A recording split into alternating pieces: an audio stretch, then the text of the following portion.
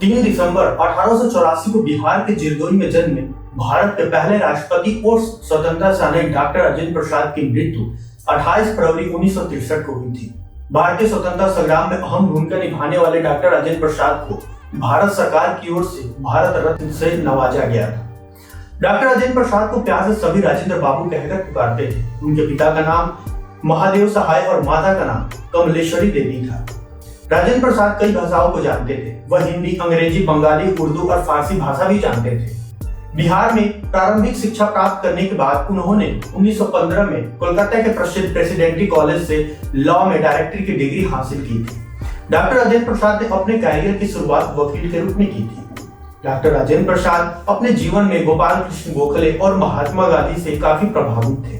उन्होंने अपनी जीवनी में बताया कि गोपाल कृष्ण गोखले से मिलने के बाद उन्होंने भारतीय स्वतंत्रता संग्राम में शामिल होने का फैसला लिया था।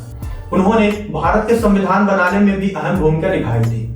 स्वतंत्रता के बाद भारत के पहले मंत्रिमंडल में राजेंद्र बाबू 1946 और 1947 में कृषि और खाद्य मंत्री रहे। 26 जनवरी 1950 को उन्होंने पहली बार भारत के राष्ट्रपति का कार्यभार संभाला।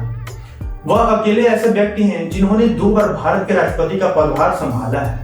1962 में उन्हें भारत सरकार की ओर से सर्वोच्च सम्मान भारत रत्न से सम्मानित किया गया।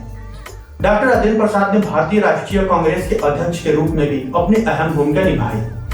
ब्रिटिश शासन में 2 बार 1931 और 1942 में राजेंद्र प्रसाद को जेल भेजा गया था। उन्होंने अपनी बाकी जीवन पटना के सदाकत आश्रम में बिताया था। वह दमा की बीमारी से पीड़ित थे और आश्रम में रहते हुए उनकी इस बीमारी से मृत्यु हुई थी। वह एक अच्छे लेखक थे और उन्होंने कई पुस्तकें भी लिखी थी। धन्यवाद।